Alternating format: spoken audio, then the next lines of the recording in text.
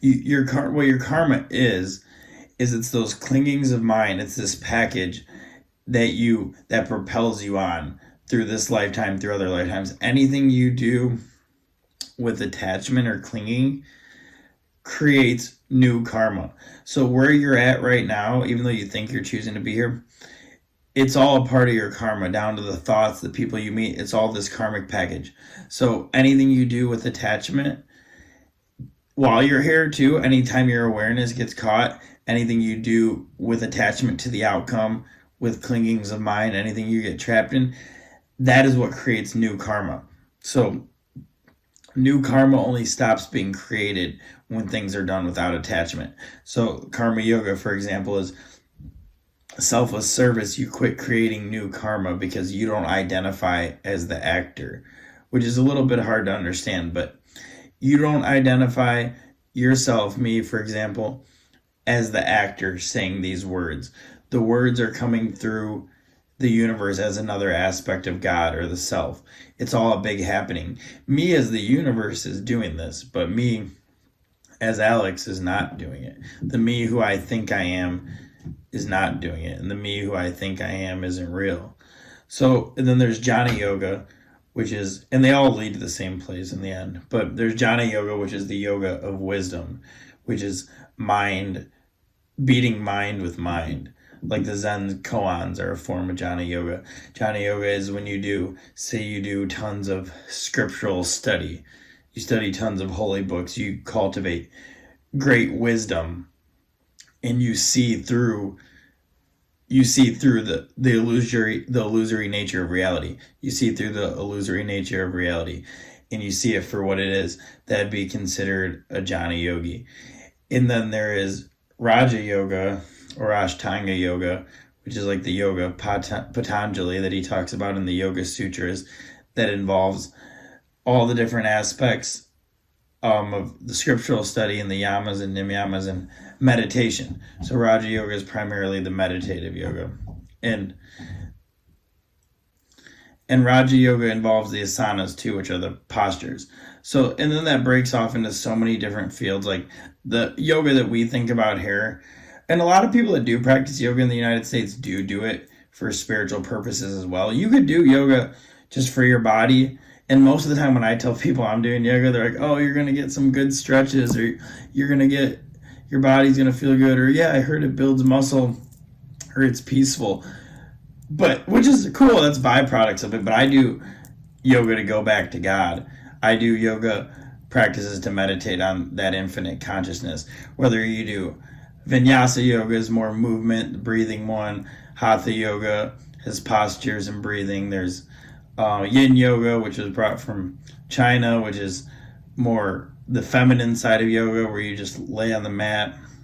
So there's a lot of those practices to get free. There's practices, tons of meditation practices. There's chanting ones with mantras like Om, or repeating a name of God like Ram or Buddha. They all have the I in them, or Yahweh or Jehovah or God, Krishna. So people repeat these mantras as ways to get free, because when they're repeating the mantra, they tune in with these different planes of reality. Like Om is supposed to be the sound of creation, or some people pronounce it Om, like the that is in everything, the motor of creation, Yogananda called it. So as you practice the mantras, do a couple things. They tune you into these different planes of reality, and you'll focus, when people repeat them, they'll focus either on like the top chakra of infinite consciousness, or the wisdom, the third eye, or in the heart, the loving awareness and compassion chakra. So you could focus in these different places, and they also, repeating these mantras will keep the mind single pointed, because remember, we're doing all this work through the soul into the mind. So it'll keep the mind single pointed. It'll push out the other thoughts if you could repeat the mantra. People use beads, prayer beads, like japa it's called, where you repeat the names of God. So like you could use, actually I have this rosary right here, but Indian prayer beads, but you could use a rosary too. And as you finger the beads, you repeat a name like Jesus or God, and you use that to help you remember and recenter as you go out through your day. Because we get caught, Every minute I'm getting caught back in illusion. I feel free. I'm one with the universe. I really want to go back to God. And then somebody says something I don't like or calls me out for something, and I'm back on my bullshit instantly, right? So these prayer beads, if you keep them with you and do the japa or repeat the mantra, you keep remembering. It keeps getting you out of being stuck for as long. In modern times, it's often called developing the witness. Like if you read the works of Eckhart Tolle, he talks about being the observer and watching it all unfold, not identifying with the thoughts, not identify. So you pull yourself away, you extricate yourself from your identification with being the thinker and the doer, because that's what keeps you stuck. You think you're the one doing the acts and you think you're the one thinking, but if you move back into the soul and you see the soul in other beings, then you don't get as caught in the karmic package in their personality, in your own melodrama. Because how hard this sounds good, but how hard would it be for you to take your life melodrama as not seriously as you take the guy down the street's life melodrama? Because he could tell you, oh, I lost my job and my dog died and my family doesn't talk to me, and you're like, damn, I feel bad for him. But it is what it is. He's going through it for a reason. But if that happened to you, how difficult would it be for you to say, oh, okay, that's just what's going on right now, huh? That's what's happening with this vessel. Oh, it is what it is. But we're so attached to our individual entity, our separateness, that it's so much more difficult. When in reality, if you were completely free, the suffering of your being would be just the same to you as the suffering of another being or another plant or another animal.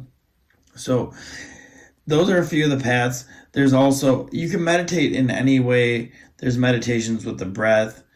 There's meditations with the chakras, the 7 chakras. You don't need to do meditations with the chakras. I do, but they are connected with the mind. There's the infinite conscious chakra, the third eye, which is the wisdom chakra, the throat, which is the energy and the search for union with God. There's the heart chakra, the compassionate one. There's the one in your solar plexus, which is most people in this plane on Earth, we live in the bottom 3, which the solar plexus one is the power and money and like the desire for prestige, stuff like that. The one below that is the sexual chakra. So it's like if you live in that one, like Freud basically was talking from that one and all of his stuff. He said that everybody was sexual entities, right? So he lived in that third, or in the second chakra from the bottom. And that's when you see everything as sex. You see people as sexual objects. What can you get out of them? And we live in all the different planes, but our higher ones aren't open as often. Because think about it. How often do you live in loving compassion? Or how often do you live in the desire for God? Or how often do you live in the wisdom of real spiritual wisdom? How often do you live in infinite consciousness, right? And then the bottom chakra, the root chakra, is like the primitive one. That's like security and stuff like that, like base instincts and like security for survival and everything. So there's meditative practices where the Shakti or the energies moved up the spine through those different chakras. There's meditation practices. There's 2 ways. And they both lead to the same thing, but there's meditative practices that renounce everything and extricate the soul, the awareness from attachment to anything, so I'm not any of it. And there's meditative practices that embrace everything so that I am the universe. And those used to confuse me because I was like, what is it? Is it really that? And they still do sometimes, and I've had a lot of talks with people about it at the temple and stuff. But is it the true that my awareness is separate from everything else and I'm not any of this? Or is it that I'm all of this? And it's actually both. It's that I'm not any of this. And really the easiest way at first is to say I'm not it, to separate the soul from all this material. And then ultimately, as the universe itself, I am it. I'm everything. So they both lead up to the same thing, just as does action and not action. And just does free will and karma, just as in the fact that you're not the doer that you think you are, but the real you is the doer of the acts. So, but we're not living in that enlightened state right now, even though, and here's the trick about it too, right? So if God is one, God is everything, right? There's a in the Rig Veda, in the Hindu text, it says God is one, but people worship him in different names and forms. So if God is everything, right? It's all one thing, then aren't you it already? Like people say, you already are the Buddha nature. And that's the next issue, because there's the people that talk about doing really hard spiritual disciplines, like really observing the mind, sitting in long time meditation. And then there's people, spiritual teachers like Krishnamurti and Alan Watts, that talk about you don't have to do any of that. You're already the Buddha. You're already it right now. And here's the thing, they're both right. So you are it right now in yourself. You're it, you're full, you're the entire universe, but you don't realize that you are. You might understand it intellectually, but you don't express that being in moment to moment. Like I just said that and I know that, but that also, I didn't just become enlightened by knowing that. I'm not going to walk down the street and have perfect love and bliss for all beings. I might get mad a second from now. So there's both part. And then there's the people who say that you have to work hard for enlightenment. And there's the people that say there's nothing to do. You can't work for enlightenment because that's just your ego trying to free itself. That's the ultimate ego trip, to think that you can make yourself get free and get enlightened. And the conclusion I came to is it's a little bit of both, because you can't help but act, right? Nature is always moving. All the energy is always moving. So you can't, in the Bhagavad Gita, it says you can't help but act. You always have to do something. So you can't help, if you're waking up, you can't help but do more spiritual practices in your life, because it's just where you're at. So, so it would be just as false to not do them on purpose, to say, oh, I'm not going to meditate or study the scripture, this or that, because I know I'm already the Buddha. That's just the opposite. You're just pushing it away, And then there's also the part where you might try too hard, and that trying also doesn't work, because there's karma and then there's grace. And I think ultimately that they come together in the end, but that's why also a lot of Christian mystics talk about it's only by the grace of God that you become free, that you wake up, because your practices take you where they take you. But think about it in your life. Anything that's ever went away from you, any issue you had that finally went away, or addiction you had that finally went away, or like some shortcoming you used to have, you might have put some effort into it, but it really happened by grace. You can't make it happen any sooner than it is, because think about, if you could decide to be perfect, you would be perfect already right now at this moment, right? If I could decide to never get angry again, I would never get angry again at this moment. So you also have to wait for grace. You do the practices, like Maharaji said, and you wait for grace.